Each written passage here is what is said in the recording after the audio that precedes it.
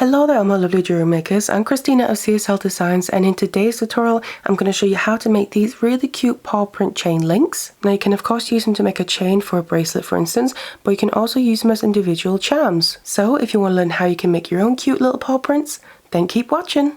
So these are the materials that we're going to need. Now the only gauge or wire we're going to be using for this is a 1mm. And I'm using a regular round silver coated copper wire, and then also a few findings. So I've got my lotto claw clasp and extender chain, and of course a few jump rings to put everything together. Now the pliers we're going to need are first of all some flush cutters here, so we can of course cut our wire. I like having some tweezers nose pliers handy in case we need to manipulate any wire. And finally I'm also going to be using these 6-step bell making pliers to help make the links. Now you can use round nose pliers, but the benefit with the 6-step bell making pliers is that you get consistent size loops. So personally I do highly recommend having those, and you'll be able to find the material list and useful links in the description box down below. Otherwise, let's get it all ready and let's get started. We then need to cut a length of our wire here. Now this is really whatever you're comfortable working with, because I personally like to cut a longer length and then make multiple links with that same length.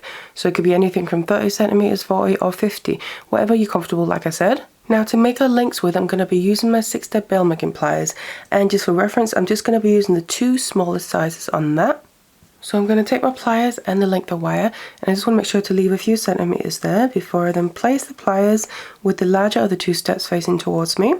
And then I'm going to take the longer end of the wire and bend it around that larger step there. Make sure it comes all the way back up next to itself. Then reposition your pliers so we take the smallest step inside of that little bend that we made, and then just place them where the wire starts to straighten out. Then take the long end, bend it against the larger step again, going back in the opposite direction, this time at more or less a 90-degree angle. Now from here, I'm going to then place this small step inside of that bend that we just did. And then I'm going to take the long end and bring it all the way around. Just keep moving your pliers around however you need to. And we basically want it to come back down in the same direction it was coming before. So something like that.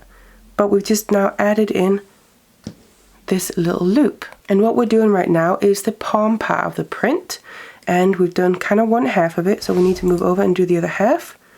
So again, I'm taking the larger of the 2 steps, placing that as far as I can get up because of the loop there on the wire.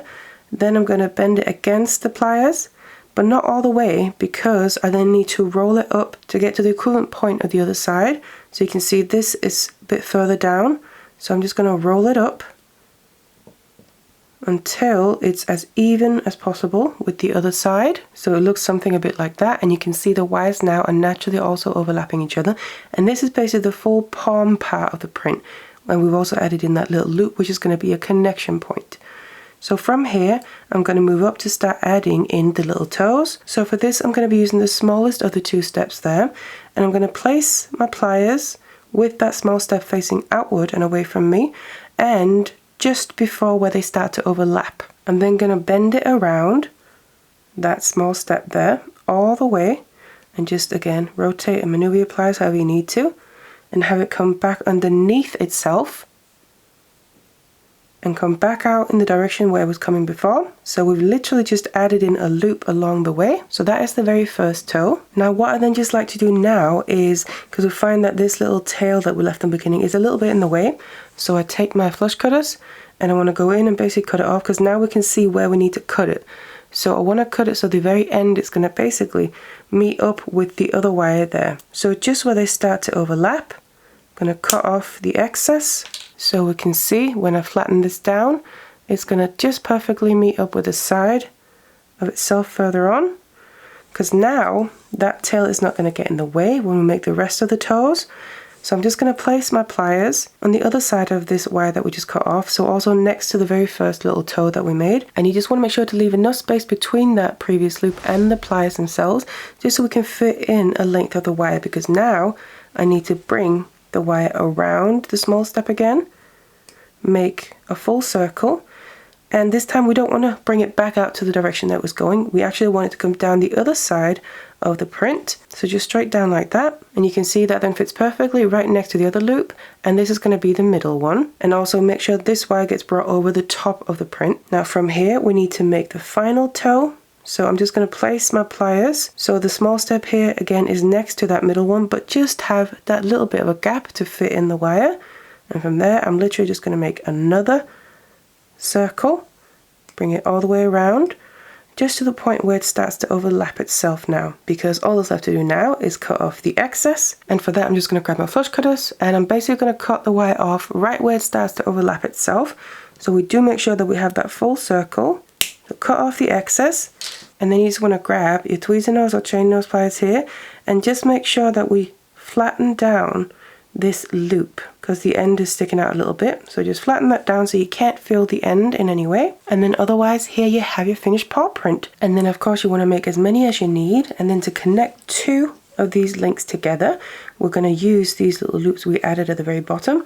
So I'm just going to grab a jump ring here, open it up, and then I can put the jump ring through the very middle toe first of all. So the very top part of one paw print is going to be connected to the bottom part of another, so through that very bottom loop, and then we can just